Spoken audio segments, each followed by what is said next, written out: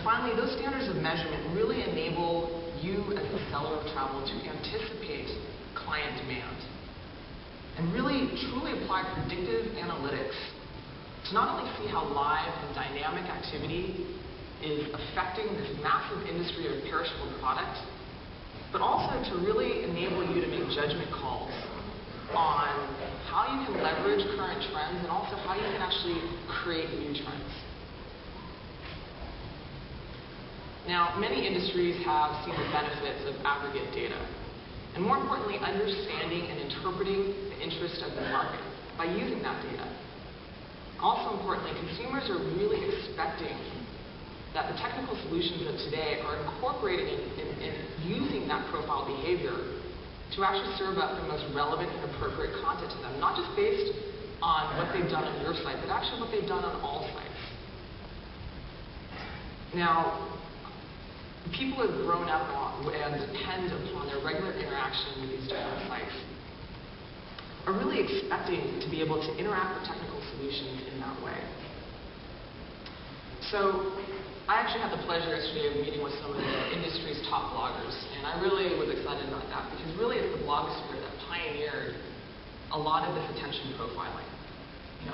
Whether it was first starting by finding the most relevant content for people, but actually then allowing customers to more easily get updated when that personalized content had new information for them. Now that desire then extended beyond news to actually friend activity on social networks, photos and videos online, as well as local events or weather. So a slew of new companies cropped up to offer this more personalized interaction with the web. Now these are hosted services that aggregate data and all these different types of interests, whether it's news through news feeds from NewsGator, or whether it's through personalized homepages like on NetVibes or PageFlix, or even a company like Flock, where they actually integrate your social interactions right into your browser. Now they're achieving the size and diversity so necessary for a valuable data system by releasing innovative, easy-to-implement tools so that you can promote adoption. Now, they've been very clear, though, that the purpose of releasing these tools is simply to saturate the market, because they know that the value is in the information that they can aggregate. The value for both the individual and the enterprise is to allow you to understand segmented behavior and interests and anticipate what that person and or what similar types of people are going to be interested in the future. In other words, they want to make the web, they haven't rested on their laurels. They have continued to innovate and continued to open up their transactional platform by actually supporting other companies' stores through their A-Store program, by releasing new plugins, and also releasing web services. And all of this is for the purpose of pumping, you guessed it, more search and booking data onto their platform. Because the key thing to note is that they're achieving the diversity of data by not necessarily relegating it simply to their own branded store, by offering this value across different company products, across different company verticals. And only in this way can they be effective at merchandising and making the interaction with their consumer more meaningful, and also for the suppliers making the selling experience more effective. So how can we learn from this thrilling march towards a more interactive and semantic web? Well, we have not only the opportunity, but the need to have a web-based platform that ties together all of these different disparate systems into an intelligent and interpretive network. And we need to make sure that our global reservation system of the future not only supports the aggregation of this data, but also is intelligent enough to actually make this cloud more profitable for us all.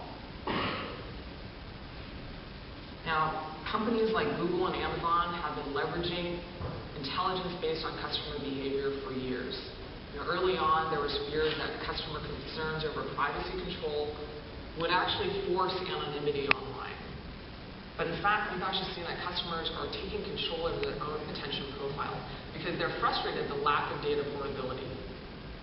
While we haven't seen travel buyers specifically ask travel companies for this level of convenience yet, we have seen the first downward shift in satisfaction since travel moved online. Now, why is that? It's because we haven't kept pace. No, we shouldn't be just looking at this, though, as a goal to appease customer interest. We should be looking at this as a light that is focusing our industry on how we can be more effective at our core business. Now, for example, are there any airlines in the audience? I know we had the pleasure of listening to EasyJet speak a minute ago. But if you're an airline in the audience, do you sell hotel on your site, or do you sell car activities or transfers? If you do you know how you convert on hotels compared to other carriers in the region, or perhaps other carriers around the world? Do you know what hotel loyalty programs they belong to? Do you know what kind of cars they tend to hire? And do you know, actually importantly, how much of their share of wallet do you capture when they book on your site, depending on the flight times or really anticipate what consumers are going to expect from all online communities? And today, the same user has to recreate their interests, their profiles, their friend networks, across all their different pages and memberships. Now, all the different entities are rallying around the cry for greater cooperation and data portability, because they realize that far from being a competitive advantage to opt out of such openness, their viability is predicated upon their knowledge about you and anticipation of your interests. So data portability also demands that each community focuses on their core niche added value. They need to differentiate themselves. But far from enabling far too much competition, in fact, we should look at it as an ability to focus on what their core strengths are and what makes their communities unique. So instead of really encouraging companies to become so homogenous that most of them will fail, it actually will highlight opportunities where they can succeed. So now, doesn't this look familiar? Recreating profiles, trying to remember your loyalty member program number, or what hotel it was that you booked 3 different sites ago.